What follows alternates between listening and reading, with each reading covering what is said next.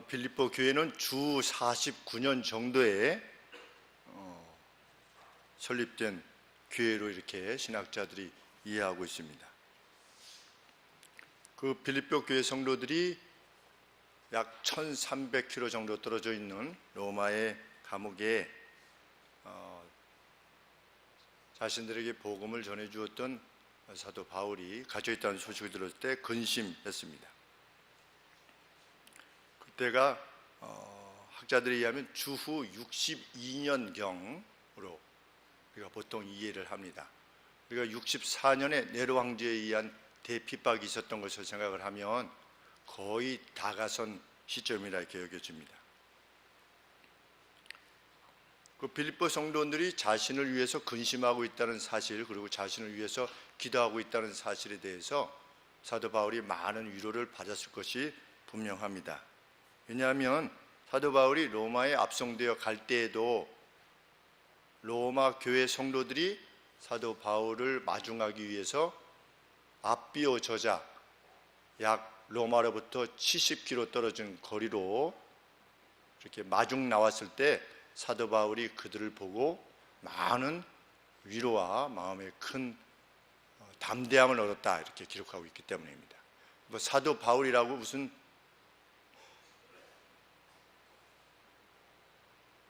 철인 28호처럼 우리 어렸을 때 철인 28호라고 하는 그 만화 영화가 있었는데 그렇게 뭐 감각도 없고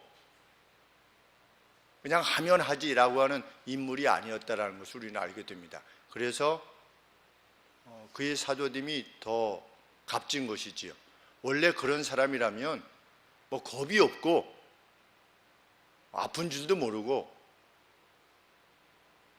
그냥 마구잡이로 전하였던 사람이라면 사도 바울은 원래 그랬으니까 이렇게 할 수 있지만 사도 바울도 압송되어 갈 때에 자기를 마중 나왔던 성도들에 의해서 큰 위로를 얻었다라고 이렇게 되어진 것을 보면 그도 우리와 다를 바 없는 인간이었다는 것을 알게 됩니다. 그럼에도 불구하고 용기를 내어서 사도의 직을 감당했다는 것이죠. 사도 바울은 그렇게도 위로를 받으셨고 또 1장 5절에서도 첫날부터 이제까지 복음에서 당신들이 교제함을 인함이라. 내가 갇혀있는 지금까지도 함께 교제하고 있음을 인해서 내가 참 기뻐하고 기도할 때마다 항상 당신들을 기억합니다.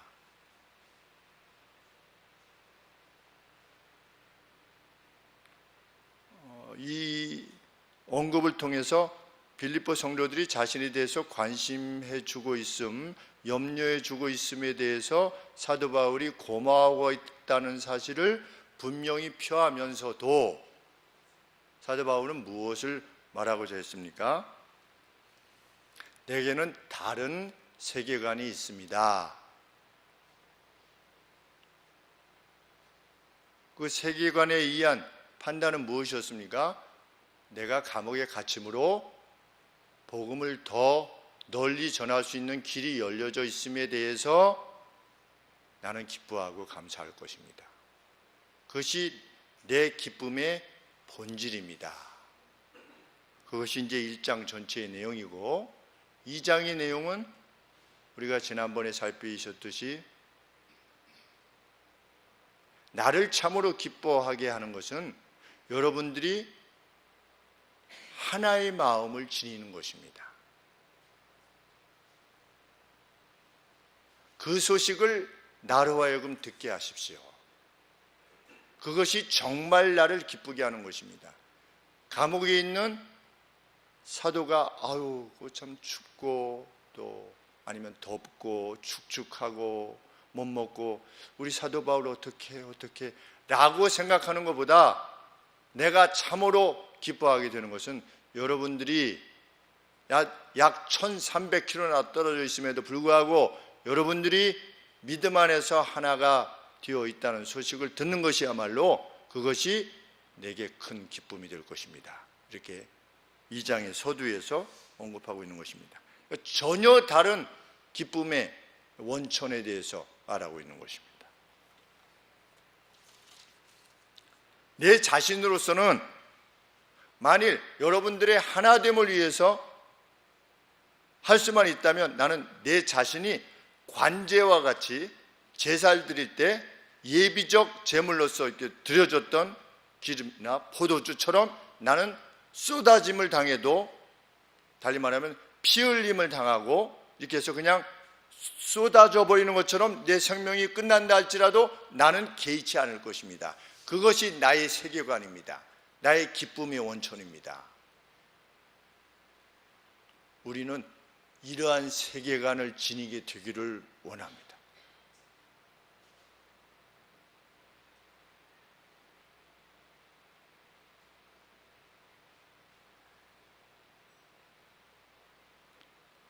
우리 집 계정에 얼마가 쌓여 있느냐를 묻기 전에 어느 교회 성도가, 아니면 어느 교회 목사님이, 아니면 우리 교회 어떤 성도가 그 집에 무엇이 하나 더 들어가는 것에 대해서 그것을 더 기뻐할 수 있는 그러한 세계관.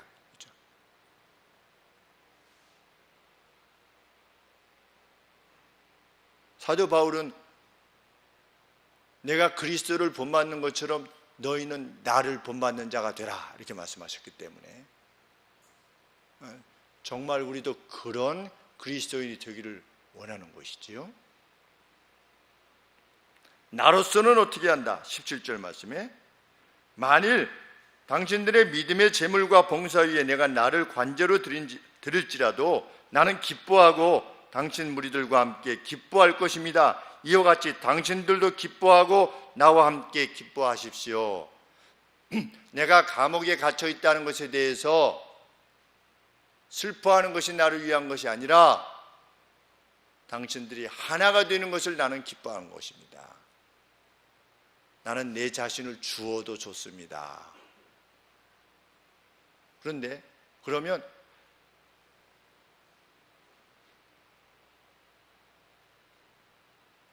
사도 바울은 우리가 걱정하고 뭐 이런 것에 대해서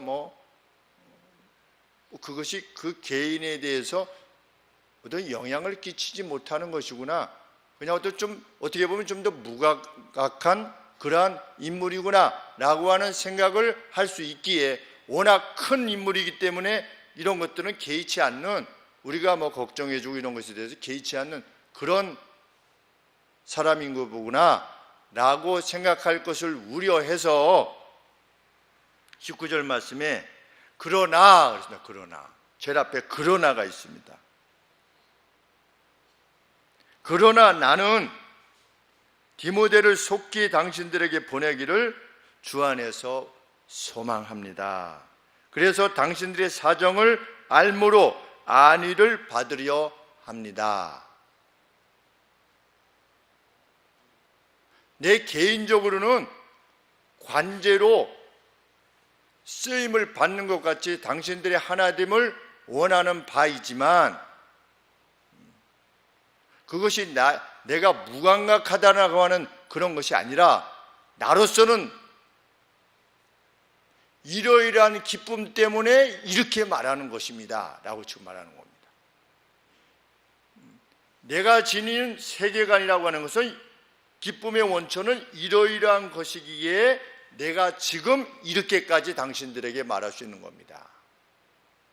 어느 정도이기 때문에 나는 당신들의 하나됨을 위한 것이라면 나의 사랑하는 디모데를 보내고 나의 사랑하는 에바브로디도를 당신들에게 보낼 만큼, 그래서 당신들의 소식을 알게 되는 것을 참 마음에 기뻐할 만큼, 그만큼 당신들이 안위를 구하며 당신들이 하나됨을 구하기 때문에 내가 이런 말을 하고 있는 것입니다 라고 19절 이하에서 말하는 것입니다. 내가 나를 관자로 드린다고 하는 의미는 당신들이 하나가 될 때 정말 기뻐한다라고 하는 그 뜻은, 내가 나를 섬기고 있던 디모데와 에바브로디도를 당신들에게 그 먼 거리로 나를 섬기는 일로부터 떠나서 당신들에게 당신들의 소식을 알기 위해서 보낼 만큼 내가 그것을 기쁨으로 삼고 있다는 거죠. 그 증거로 이해되어지기를 원하는 겁니다. 이 둘을 보냈다고 하는 사실이.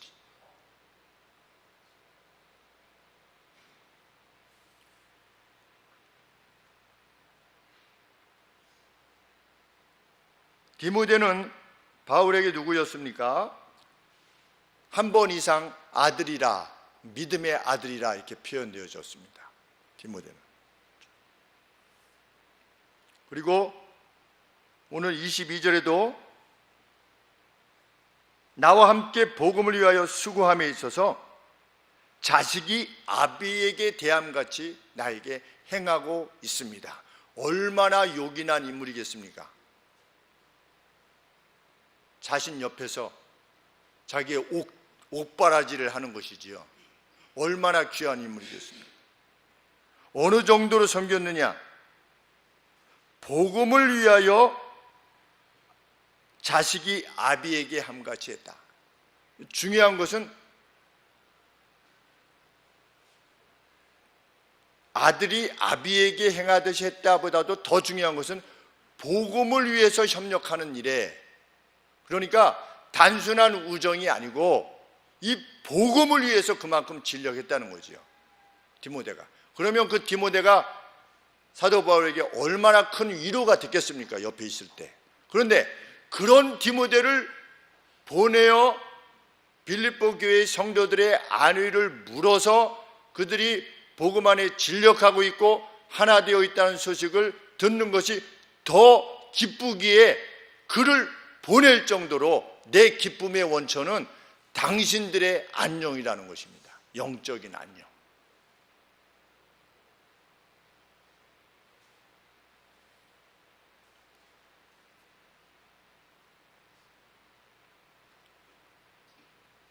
바울에게 있어서 참된 위로는 자신에게 얼마나 영치금을 넣어주느냐,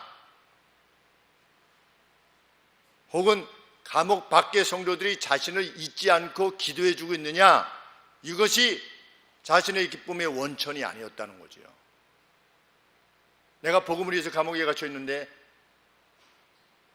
하늘소망교회 성도들이 나를 얼마나 기억해 줄까, 이것에 의해서 기쁨을 논하지 않는 그러한 세계관을 가지고 있다.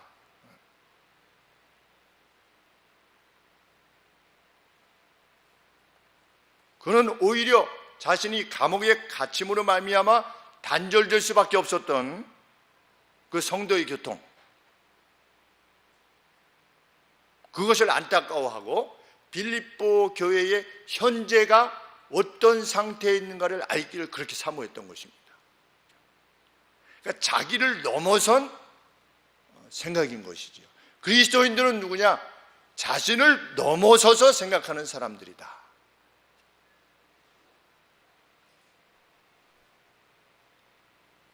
얼마나 매력적인 인물인지 알 수 없습니다, 사도 바울이. 이것이 매력이 아니겠습니까? 인간의 매력. 인간의 진짜 매력은 뭐냐? 그 누구를 위해서 애쓰는 겁니다. 그렇죠?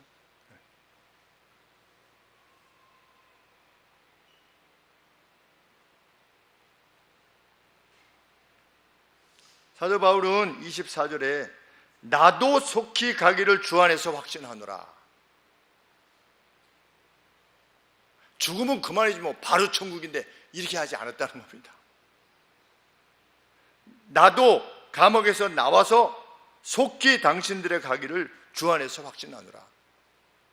나 언제 나가지? 나 지금 몇 개월 남았지? 이것이 자신의 기쁨의 이유가 아니고,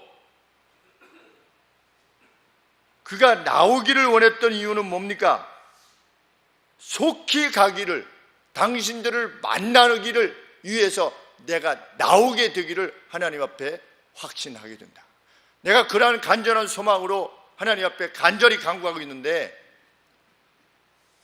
이러한 소원을 우리 주께서 들으시고 나로 하여금 속히 풀림을 받게 하여서 당신들에게 가게 할 것을 나는 믿는다. 이것이 기쁨이었습니다. 우리가 성도의 교통을 믿사오며 라고 하는 것은 단순히 교회 다니며 이것이 아니고, 이 같은 뜨거움을 지니는 것이지요. 성도의 교통을 믿사오며 거룩한 공회, 이것을 확신하는 것입니다. 감옥에 있는 이가 오히려 감옥 밖에 성도들의 영의 안위를 구하는 겁니다. 얼마나 빛나는 모습인지 알 수 없습니다. 그것이 기독인이 지니는 위험입니다. 위험. 우리는 위험을 지니고 있지 않습니까? 우리 그리스도인들은 세상의 그 어떤 것에 의해서 일희일비하지 않는 어떤 위험이 있지요. 그리스도인은 언제 기뻐하느냐? 남들이 잘 될 때 기뻐합니다. 그것이 그리스도인의 위험입니다. 남들이 잘 됨을 위해서 내가 희생을 감수하는 겁니다. 위험도 감수하는 겁니다. 그것이 그리스도인의 위험입니다. 초대교회 성도들은 그것을 보았기에 그들은 자신이 그동안 섬겨왔던 그리스도 신화 그걸 버렸습니다. 파르테논 신전 같은 것을 보십시오. 얼마나 장엄하게 지어졌습니까? 그렇게 지을 정도로 그들의 이방신들에 대한 믿음이 아주 분명했던 것이지요. 기둥 하나가 막 이러지 않습니까? 기둥 하나가 몇십 메다 되는 이 기둥이. 그런데 그것을 무엇이 무너뜨렸느냐? 이 기독교 세계관이 무너뜨린 겁니다. 그것이 허상이라고 하는 것을 알려준 겁니다. 그리스도인이 하나였을 때 그렇게 행한 겁니다. 초대교회 때부터 시작된 내 것을 내 것으로 여기는 이들이 없더라. 그런데 거의 1900년이 지나도록 교회가 초반에는 그렇게 나가다가 그것을 상실했을 때 그 하나됨을 교회에서 성취하지 못했을 때 뭐가 나선 겁니까? 공산주의가 나선 겁니다. 우리가 하겠다. 필요한 만큼 가져가고 능력이 있는 만큼 일하고 필요한 만큼 가져가게 하겠다. 그게 뭡니까? 그게 성도의 교통입니다. 교회에서 못하니까 세상이 우리가 하겠다. 아주 공산주의가 등장한 것이죠. 사람들은 거기에 매료되지요. 왜? 교회가 그렇게 하지 못했기 때문에.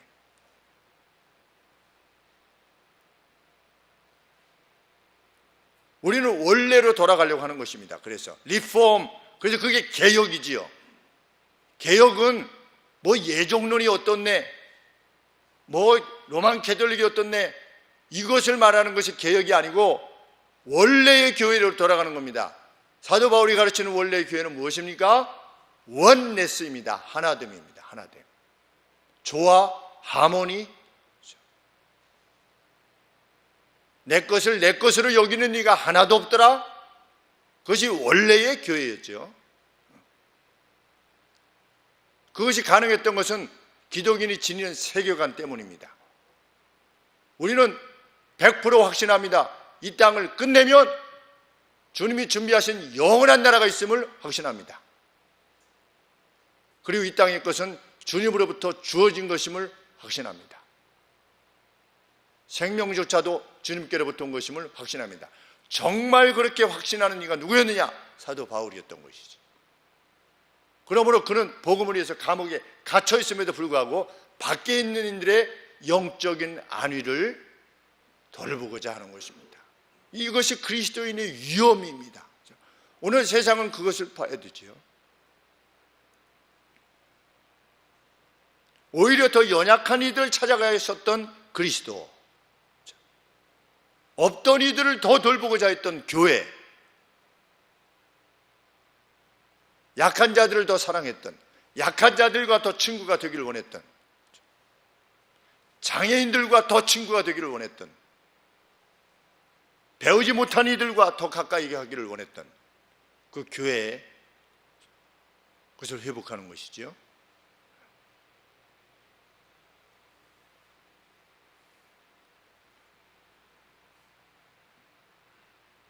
내 기쁨이 진정 당신들에게 있음을 확증하는 표시는 바로 디모데와 에바브로디도를 보내는 것입니다.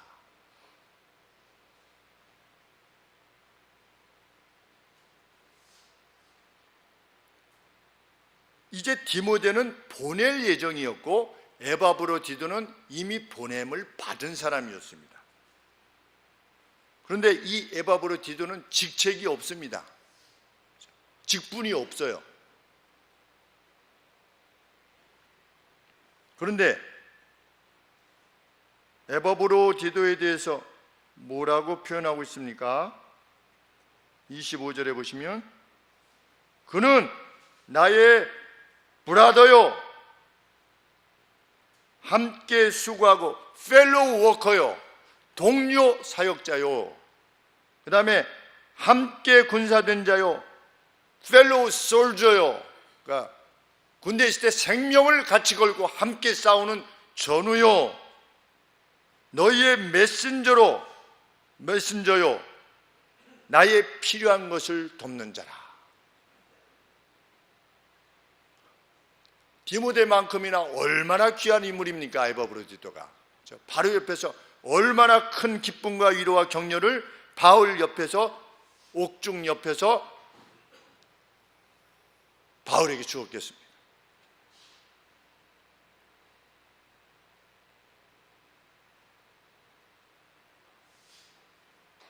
그런데 에바브로디도를 파송하는 것입니다.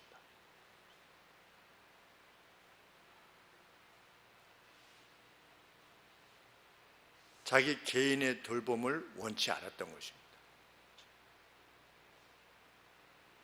그런데 바울은 그것이 자신만이 지니고 있는 기쁨의 이유가 아니고 디모데와 에바브로디도 둘 다가 지녔던 기쁨의 원천이었다는 겁니다. 그러니까 세 사람이 똑같은 거예요. 바울, 디모데, 에바브로디도. 이 디모데와 에바브로디도 역시 바울이 지닌 그 같은 기쁨을 지니고 있던 이들이라고 하는 것을 소개하는 것입니다. 디모데는 어떤 이였다고 설명합니까? 20절에 그는 뜻을 같이하여 당신들의 사정을 진실이 생각할 자다. 그런데 원문에 보니까 뭐라고 되어 있냐면 성도들을 돌봄에 있어서 나 자신과 동일한 마음을 지닌 자다, 이렇게 표현하고 있습니다. 성도들을 돌봄에 있어서 옥중에 있었던 바울이 어떤 마음이었습니까? 빌립보 성도들이 지금 어떤 상황이 있을까? 저들은 하나 되어서 잘 그렇게 가고 있을까? 교회 내 지도자 둘이서, 우리 사장에 성급하고 있는 둘이서 이렇게 다툼이 있는데 그거는 잘 문제가 해결됐을까? 그 아니가 어떻게 됐을까? 이런 마음을 지니고 있는 바울만큼이나 디모데도 동일한 마음을 지니고 있다. 이 사실을 알리는 겁니다. 누구에게? 빌립보 성도들에게.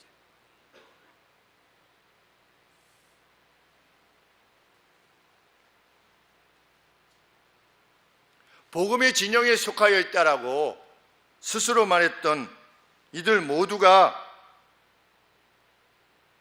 그리스도의 일이 아니라 각각 자기의 일을 구하고 있었지만 21절에 저들이 복음의 진영에 있었던 이들이 바울 옆에 있었던 이들을 포함해서 저희가 다 자기의 일을 구하고 어떤 이익이든지 아니면 위험에 직면했든지 그러므로 말미암아 결국은 자기의 일을 향해서 갈 때에도 그리스도 예수의 일을 구하지 않을 때에도 이 디모데는 그리스도 예수의 일을 구했던 인물이다.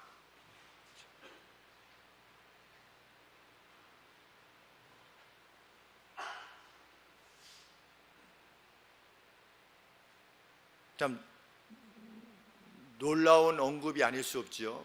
바울 옆에 다 없었대요. 디모데하고 에바브로디도 외에는. 그런데 바울은 그래서 내가 낙심된다 이렇게 말하지 않고 그럼에도 불구하고 남은 자가 있다. 누구냐? 나뿐 아니라 디모데라고 하는 인물이 있지 않느냐. 그래서 당신들을 생각해서 그렇게 가고자 하지 않느냐, 이 디모데가. 그것이 우리의 기쁨인 것인 만큼 우리의 기쁨 그대로 당신들이 하나가 되시오.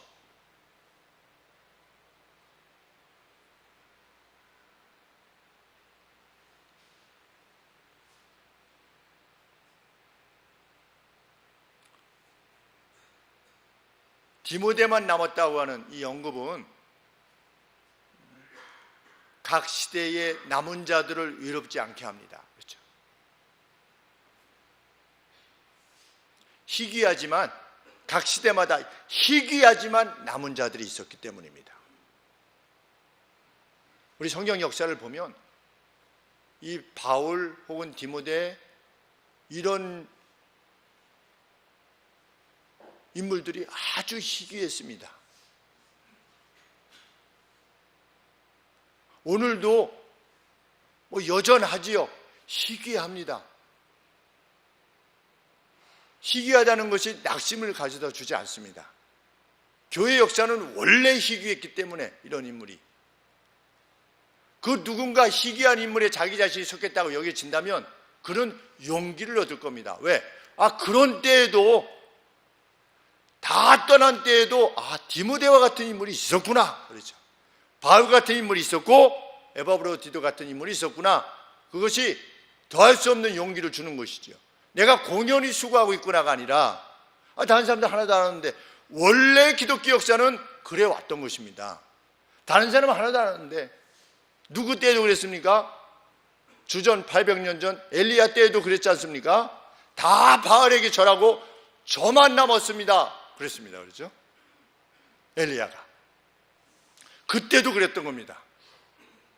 사사시대는 어땠습니까? 1400년 때부터 약 1000년 때까지 거기도 마찬가지지요. 열왕기 상하를 보시면 어떻습니까? 다윗 때부터 약 600년간 한결같이 희귀했습니다. 이런 믿음을 지닌 사람, 이런 기쁨의 원천을 지닌 사람이 희귀했습니다. 그만큼 값진 것이지요. 오늘 우리 중에 누군가 이런 소원, 자신의 기쁨의 이유를 그것으로 찾고 있다면 그것은 하나님 앞에 정말로 소중한 보배로운 자가 아닐 수 없는 것입니다. 우리는 그렇게 되기를 원하는 것입니다. 남이 그렇게 되기를 원하는 것이 아니라 내가 그렇게 불림을 받게 되기를 원하는 것이죠. 누구에 의해서 먼저 불림을 받게 되기를 원하는 것입니까? 목사에 의해서 그렇게 불림을 받게 되어야 되겠죠. 그렇지 않습니까? 교회를 담임하도록 하나님께서 권위를 부여하신 목사로부터 어느 성도님 참 대단해 정말. 야, 그 말없는 섬김, 참. 제가 이제 자랑을 하죠. 이제 다른 목사님들 만나면 자랑을 합니다. 가서 제가 우리 교회에서는 하면 상처받으실까봐 못하고 다른 교회에 가서 이제 합니다. 우리 교회에 이런 성도님이 계시다.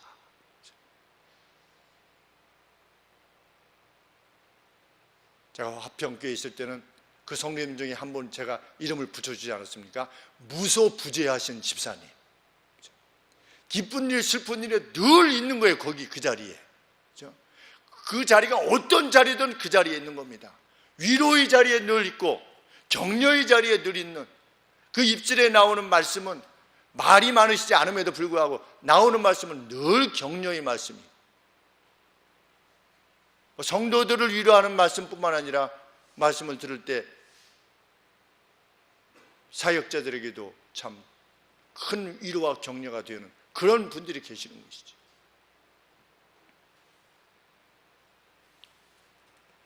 이거 참 얼마나 창피합니까? 우리 4장 2절에 내가 유오디아를 권하고 순두기를 권하노니 주 안에서 좀 화목해라. 좀 이게 성경이 있는 동안에, 그렇죠? 주님 오시는 날까지 계속 익혀질 거예요. 뭐가? 유오디아 순두개. 야, 좀 하나가 되라. 좀 이런 인물로 인식되어질 것이냐?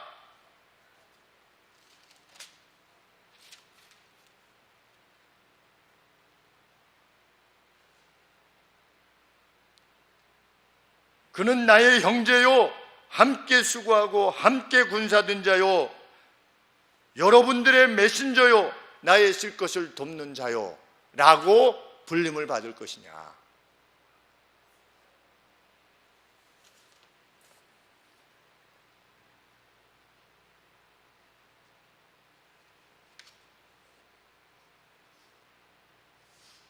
바울은 그렇게 희귀했던 인물들을 빌립보로 보내기로 결정하는 것입니다.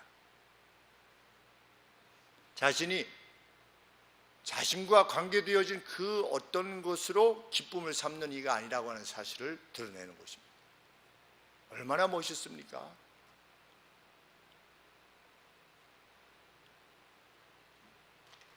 누구의 잘됨을 그만큼 소원하는, 그것이 늘 자신의 기도 가운데 있는,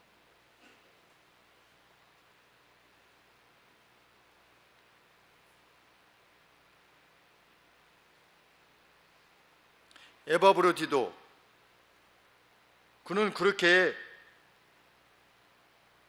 바울을 섬기다가 어디 했습니까? 26절에 보시면 병이 걸렸어요.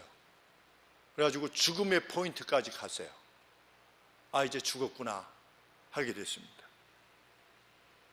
그런데 하나님의 긍휼하심을 입어서 기적적으로 병을 이기게 되었습니다. 그렇죠? 27절에 그가 너희 무리를 간절히 사모하고 자기 병든 것을 너희가 들은 줄 알고 심히 근심한지라. 저가 병들어 죽게 되었으나 하나님이 저를 긍휼히 여기셨고 저뿐 아니라 또 나를 긍휼히 여기사 내 근심 위에 근심을 면하게 하셨느니라.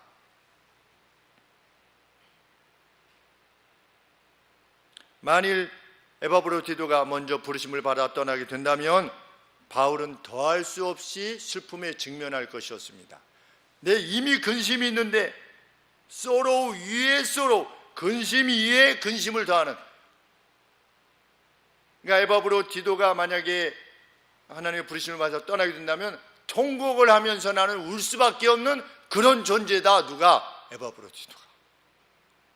우리 그런 사이로 일생을 지내는 것이야말로 진짜 빛나는 인생을 사는 거 아니겠습니까? 누가 병들어서 돌아가시게 됐는데 이 사람이 죽으면 어떻게 되는 겁니까? 내가 통곡을 하는 그러한 관계, 그게 뭡니까? 그게 성도의 교통입니다.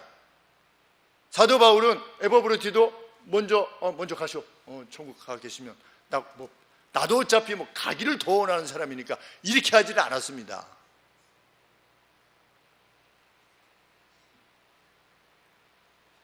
그만큼 바울에게 그는 귀한 인물이었습니다. 그런데 그런 에바브로디도가 살아난 겁니다. 다시 살아났을 때 우리가 죽을 뻔했다가 다시 살아나면 어떻게 됩니까? 사람이 병 걸렸다가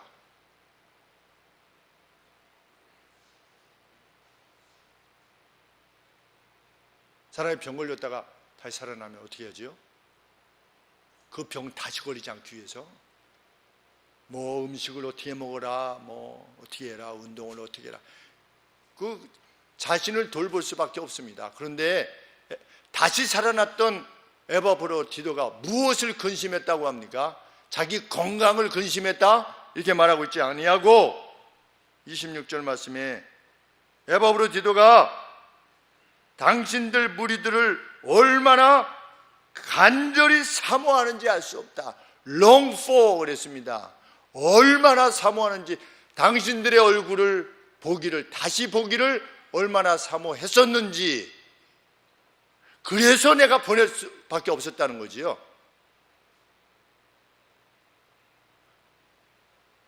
무엇을 근심했다고 합니까?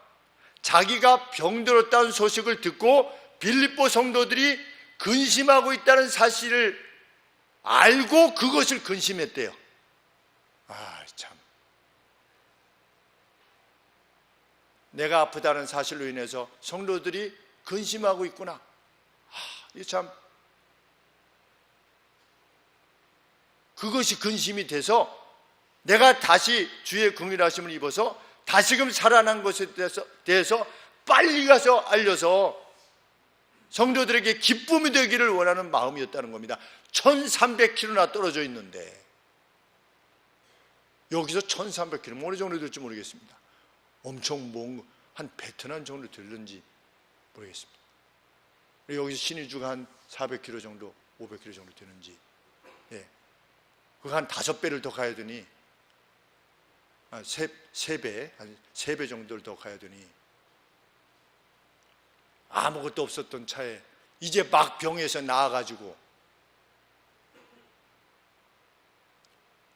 에바브로디도가 그렇게 간절히 가기를 사모하는 이유는 무엇입니까? 그가 지닌 세계관 때문입니다.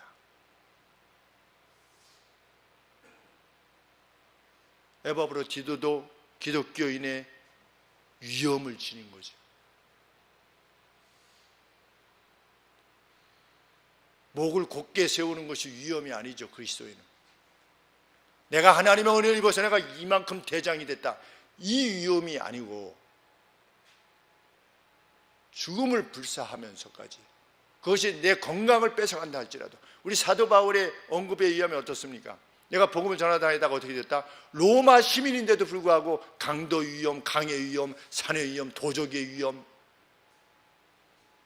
수많은 위험을 당한다고 그렇게 말하지 않았습니까? 그러면 에바브로디도가 거기 가는데, 그가 뭐 로마 시민인지 아닌지 모르겠지만 얼마나 많은 고난이 그 앞에 기다리고 있는 것이겠습니까? 그런데도 가고 싶어 한다는 거죠. 성도의 기쁨을 위해서.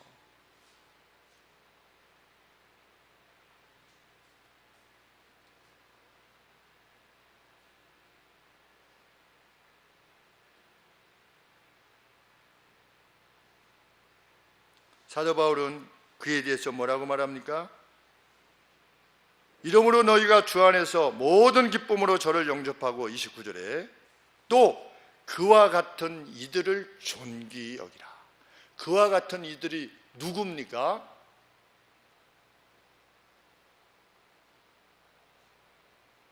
성도의 기쁨을 자신의 기쁨의 원천으로 삼는 사람, 그 사람을 존귀히 여기라.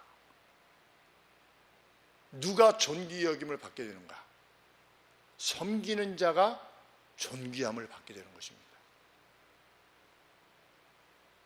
나는 이만하면 됐어 라고 하는 스스로에 대한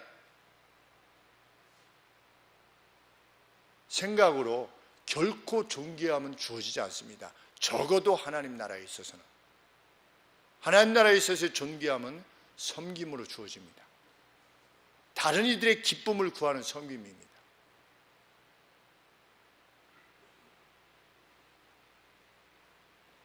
저가 그리스도의 일을 위하여, 그리스도의 일이 무엇입니까?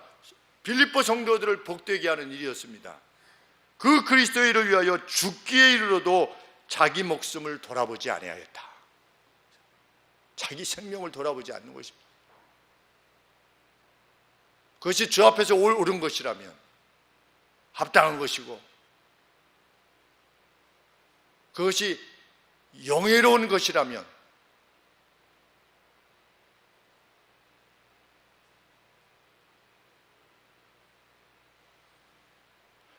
사도 바울이 그렇게 언급했지 않습니까? whatever, 그것이 무엇이든, 그것이 honorable 한 것이라면, 그것이 영예로운 것이라면 그것을 추구해라. 그 어떤 영예로운 것도 추구해라. 그것이 사랑할 만한 것이라면, 그것이 선한 명성에 속한 것이라면, 그것이 whatever든지 무엇이든지 그것을 추구하는 사람들이 되도록 하라. 근데 그 영예롭고 칭찬받을 만한 일은 대부분 모두가 어떤 것들입니까? 이타에 관계되어진 것들입니다. 우리는 얼마나 이타를 위해서 살아가는가? 이러한 세계관을 지니고 있는가? 나를 본받으라. 내가 그리스도를 본받듯이, 그리스도는 어떻게 하셨습니까? 하나님 되심을 붙잡을 것으로 여기지 아니하시고 자기를 내어주심으로, 그렇죠? 너희는 그리스도를 본받는 자가 되라. 너희 안에 이 마음을 품으라. 곧 예수 그리스도의 마음이니, 그는 근본 원래 하나님의 본체이시지만 하나님과 동등됨을 붙잡을 것으로 여기지 아니하시고 오히려 자기를 비어 종의 형체를 가지셔서 사람들 같이 되셨고, 사람의 모양으로 나타나셨으며 자기를 낮추시고 죽기까지 복종하셨으니 곧 십자가에 죽으십니다. 서빙하다가 가신 겁니다. 섬기다 가신 거죠. 주님은 그냥 오셔가지고 그냥 십자가에 바로 가시지 않았습니다. 사람들을 섬기시다 가셨습니다. 자기를 내어주심으로.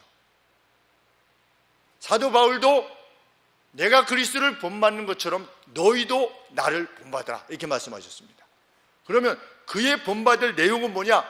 다른 성도들의 기쁨, 이것을 위해서 자기의 기쁨을 넘어선 기쁨의 원천, 그것을 지닌 자로 살아가라는 거지요. 이 시대에도 하나님은 그런 인물들을 찾으실 겁니다. 그래서 100% 분명한 것이지.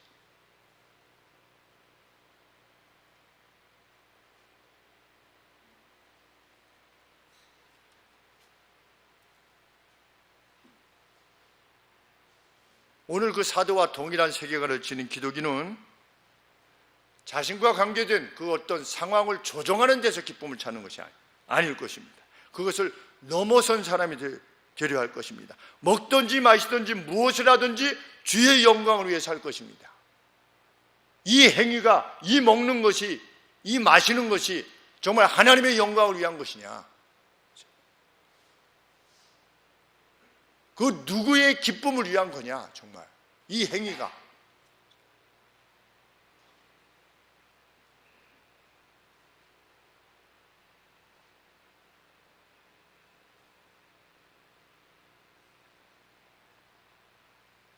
이 세계관이 지닌 능력은 강력한 것이었습니다. 몇 명 있었습니까? 몇 명 없었습니다. 바울 옆에. 우리 디모데 후서에 보면 누구만 남았다고 되어 있습니까? 디모데 후서에도 내가 이제 떠날 날이, 엑소더스, 몸으로부터 이렇게 떠날 날이 이제 다가왔다고 사도 바울이 밝히면서 내 옆에 누가 있다? 누가만 남았다. 누가만 남았다. 디모데야 빨리 내게로 오라. 내 옆에 누가만 남았다. 다 떠나가고 누가만 남았다. 실패한 복음 전도자로 사도 바울이 돌아가실 때 자기 옆에 누구만 있었어요? 누가만 있었어요. 일생을 헌신했는데 우리가 주님의 나라 일을 감당하려고 할 때 누구만 있어 보입니까? 나만 있어 보이는 겁니다. 그 내 옆에 몇 명 있어 보여요. 이것이 뭘 하겠나 싶어요.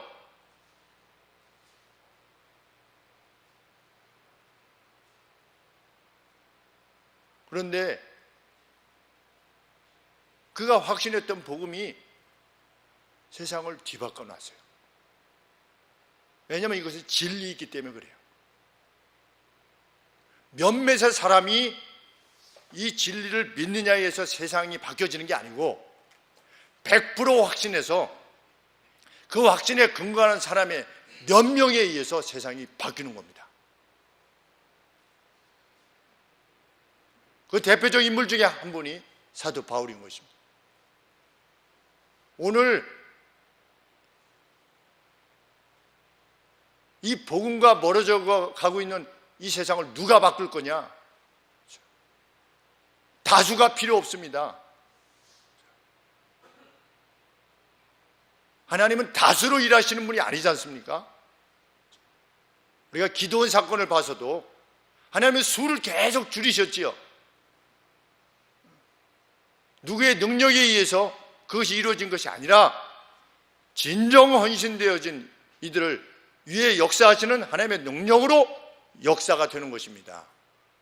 그래서 그 쓰임을 받은 이가 자기를 자랑할 수 없을 만큼, 감히 자랑할 수 없을 만큼 하나님의 능력이 그에게 임하는 것이지요. 그래서 그에게 임한 능력을 보고 신이 정말 살아계시다고 하는 것을 다른 사람들이 확정할 수 있도록, 그것이 하나님의 방식입니다. 떼거리로 행하시지 않으셨지요, 하나님께서는. 우리 성도들이 늘어나기를 원합니다. 그것이 교회의 파워를 위해서입니까? 성도가 많아지면 파워가 생깁니까? 아닙니다. 성경은 결코 그렇게 말하고 있지 않죠. 헌신되어진 이들에 의해서 교회가 파워를 지닌 겁니다. 지옥의 권세를 물리치는 파워입니다. 사망의 힘을 꺾어버리는, 사망이 이김에 삼킨 바가 되었다, 이렇게 표현하고 있지 않습니까? 사망이 이김에 삼킨 바가 되었다. 사망이라는 것이 승리에 의해서 압도되었다는 것이거든요. 그럼 누구에 의해서 그렇게 된 거냐? 바로 이런 세계관을 지닌 이들에 의해서 그것이 이루어진 것입니다. 그것이 퍼져나가고 있고 지금도 실행되고 있는 것이지요. 들을 게 있는 자는 들을지어다. 그렇죠? 예수님이 그렇게 말씀하시는 것입니다.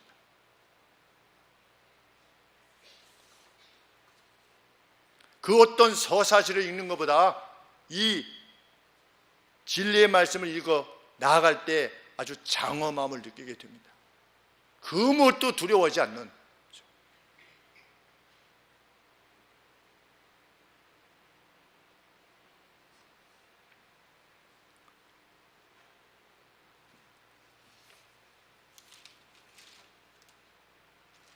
우리 디모데후서 4장 18절에 사도 바울이 이렇게 마지막 말씀을 남겼습니다. 그러나 모두가 다 떠났지만 주께서 나와 함께 서셨고 나를 강하게 하셨다. 그리하여 나를 통해 복음의 천명이 충분하게 성취되도록 하심으로 모든 이방인들이 듣게 하셨다. 주께서 나를 모든 악한 행위들로부터 지키실 것이고 나를 그분의 하늘 왕국으로 안전하게 이끌어 가실 것이다. 그것이 마지막 그의 확신이었습니다. 그리고 그의 확신에 찬 선언, 이것이 전 세상을 바꾼 겁니다. 사도 바울의 언급, 그의 기록들이 한 사람에 의해서 세상을 바꾸신 겁니다. 어쩌면 누구라도 이 같은 사도 바울의 권면을 정말 하나님의 말씀으로 듣는다면 그는 자기 자신을 하나님 앞에 이렇게 쓰임을 받기를 원할 것입니다. 낡아지는 인생으로 살아가지 않게 될 것입니다. 그렇죠? 정말 달아지는 인생, 그렇죠? 우리가 시골 할머니들이 또 할아버지들이 참 농부들이 막 이렇게 해가지고 손이 막 다 엉망이 돼가지고 그 손을 볼 때 얼마나 참 아름답게 느껴지는지 알 수 없습니다. 왜? 하나님이 일하라고 주신 손으로, 그 손으로 수고하여서 자기의 자녀들을 먹이셨을 거고 자기 주변 사람들에게 무엇이라도 나눠주기를 원하셨을 거고 그러다가 그 손이 그렇게 된 거죠. 그렇죠? 우리가 죽을 때, 그렇죠?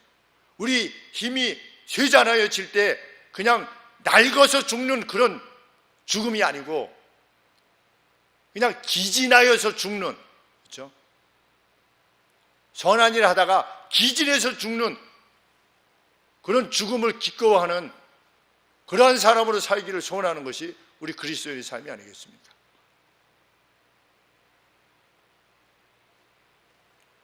오늘도 성도들이 많이 있으나 이러한 세계관은 여전히 희박하고 혹 우리 가운데도 희박할 수 있는 것입니다.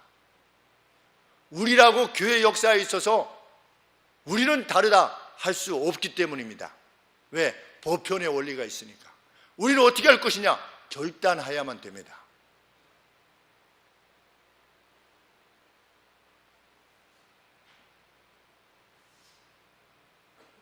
바울과 같이 천명하는 자로 살 것이냐? 아니면 떠난 자로 살 것이냐? 다 나를 버리고 갔다, 그러지 않습니까?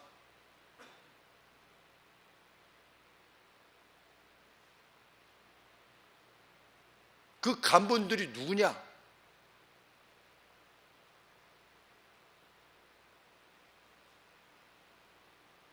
오늘 우리들일 수도 있고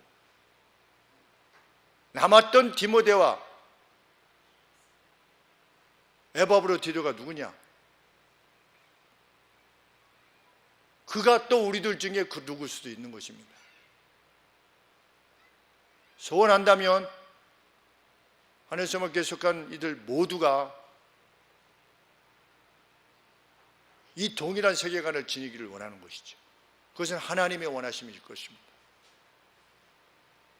우리는 세상을 바꿔야 됩니다. 무엇이 바꾼가? 복음에 대한 확신과 이 사도 바울이 보여주었던 성도들에 대한 뜨거운 사랑, 그것이 세상을 바꿀 것입니다. 세상 전체가 안 바뀐다 할지라도 내 주변이라도 바뀔 수 있을 것입니다. 나는 무엇을 할 것이냐? 제가 우리 아동들에게도 그리스도인은 생각하는 사람이라고 그랬습니다. 생각하는 사람이다. 현종이라는 우리 선우 친구가, 이름이 또 준수 친구가 와서 오늘 처음으로 교회에 와서 수련회 같이 가게 되어서, 현종이는 선우에 뭘 보고 좋아서 우리 교회에 왔나? 모르겠는데요. 선우 때문에 온 거 아니야? 엄마가 가르쳐서 왔는데요. 그래? 근데 엄마가 선우를 어떻게 알았어? 몰라요. 제가 그랬어요. 예수님을 믿는다고 하는 것은 깊이 생각하는 거란다. 목사님은 화가 날 때도 이 화는 나는 왜 지금 화를 내고 있는 건가? 이에 대해서 묻는다. 그래서 화나는 것이 스스로 생각해 볼 때 정당하지 않으면 화가 안 나게 된다. 크리스찬들은 짜증이 나면 내가 뭐 때문에 짜증이 나는 것에 대해서도 깊이 생각해 보고 정당하면 짜증을 내야 되지만 정당하지 않으면 짜증을 내지 말아야 된다. 그래요?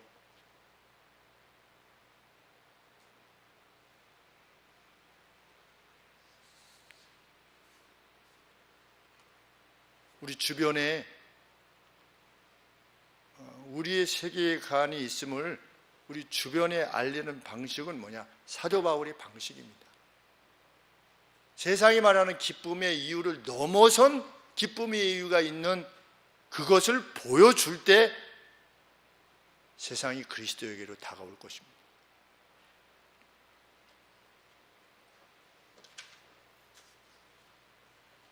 뉴욕의 뉴저지에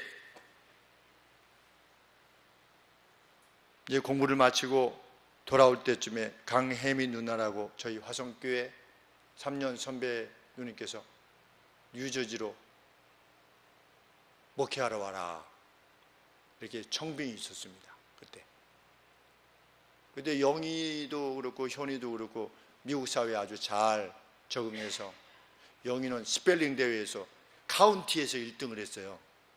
대단하지 않습니까? 집에서 영어 한 방이라도 못하는데 학교 가가지고 자기가 배워가지고서 그 스펠링 대회 나와가지고서 카운티면 우리로 치면은 한 글쎄요, 한 운정하고 교화 합친 정도 될까요? 그 미국 애들 다 있는데 거기 가서 1등을 했어요. 그러니까 집에 돌아오는데 여기 저 파란, 다른 거 아무것도 안 줘요. 그냥 파란 리본 하나 주더라고. 1등 하면 그냥 파란 리본 하나. 그래서 우리 이제 뭔지 모르고 그냥 이렇게 들고 왔더니 미국 사람들이 어디서 1등 했냐고. 이게 뭐냐고 했더니 요 파란색 이렇게 생긴 거는 그 1등 하는 사람 주는 거래요. 그래가지고 거기 가면은 그때 20년 전이니까 20년 전에 3만 불 주겠다. 이렇게 사례비로. 미국에서 3만 불이면 정말 큰 돈이었죠. 100불만 가지고 나가도 막 꽉 차고 10만 원씩만 사도 꽉. 그런데 돌아오게 된 가장 주 목적이 그것이죠.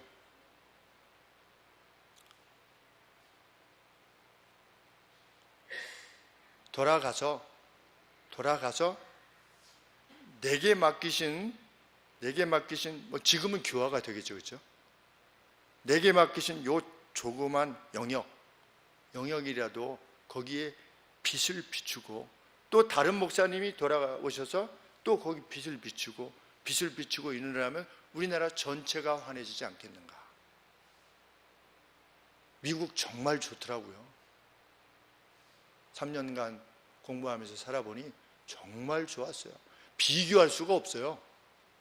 그 서남이, 그 미시간의 그랜드 래피드라고 하는 지역이 교회도 많고 성당도 많고 만나는 사람들마다 정말 천사의 얼굴 같아요. 그래서 You looks like angel이라고 그랬어요, 제가 어떤 사람한테. 그런데 돌아오게 된 유일한 이유라면 그것이죠. 이미 행복하게 사는 사람한테 복음을 전해서 더 행복하게 만들기는 좀 어려운 거예요. 저 하나님께서 맡기신 그 영역만이라도 누군가를 행복하게 살 수 있다면 그거 참 존엄한 인생이 되지 않겠는가.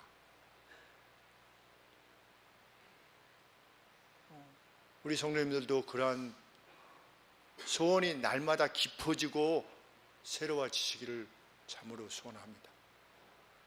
그리고 이미 그러한 빛들이 비춰지는 성도님들의 계심에 의해서 목사는 크게 기쁨과 만족 그리고 격려를 얻게 됩니다. 그 무리에 우리들 모두가 속할 수 있게 되기를 원하고, 그 무리에 속해 있는 우리들을 볼 때 그 누군가 새롭게 오신다든지 아니면 우리 주변에 있는 분들이 그것을 느끼고 주님의 이 잔치에 동참하게 된다면 그 얼마나 빛나는 일이며 복된 일이 되겠습니까? 참 그 기쁨의 원천을 위해서 더욱 힘있게 나아가시는 여러분에게 하나님의 크신 은혜가 넘치기를 소원합니다. 기도하겠습니다.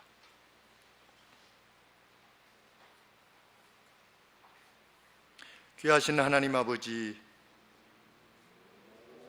저희에게 믿음을 전수해 주기까지 이 같은 기쁨의 원천을 소유했던 이들이 있었음을 기억합니다. 아버지, 우리도 거저 받았습니다. 우리의 앞선 부모님들 혹은 친구들 또는 교회 선생님들을 통해서 그들의 수고와 헌신에 의해서 또 더 앞서서는 자신의 생명을 아깝게 여기지 아니하고 이 땅에 와서 젊은 날 쓰러져 갔던 선교사님들, 벽안의 선교사님들의 그 수고와 헌신에 의해서 우리가 이 천국 복음을 받게 되었습니다. 아버지 하나님, 그들이 선포했던 이 복음이 온전히 우리들 가운데 역사하게 하여 주시고, 하나님, 청년기에 접어들지 않았음에도 불구하고 노년기를 언급하는 이 한국교회에 있어서 아버지, 저희들이 힘을 다하여 열심히 수고하고 애써 복음의 씨를 뿌리며 그 선한 씨를 뿌리는 이들이 될 수 있도록 아버지 도와주옵소서. 저희들의 섬김을 통하여 미지근한 섬김이 아니라 하나님 서로를 향한 뜨거운 섬김을 통하여 교회가 용광로와 같은 뜨거움에 있게 하여 주시옵시고, 아버지, 모든 악한 것들, 추한 것들이 또 무정한 것들이 그 속에 다 불태워져 없어지는 그러한 새로운 사회, 새로운 하나님의 나라가 여기서부터 먼저 확인되어지게 하시고 그것이 확장되어 나갈 수 있게 하여 주시사 죽어가는 수많은 영혼들을 건져내게 하여 주시옵소서. 그것이 교회의 사명이며 교회를 구성하는 우리들 각각의 사명임을 결코 잊지 아니하고 나아갈 때 용기 주시고 힘 주시고 은혜 허락하여 주옵소서. 예수 그리스도 이름으로 기도하옵나이다. 아멘.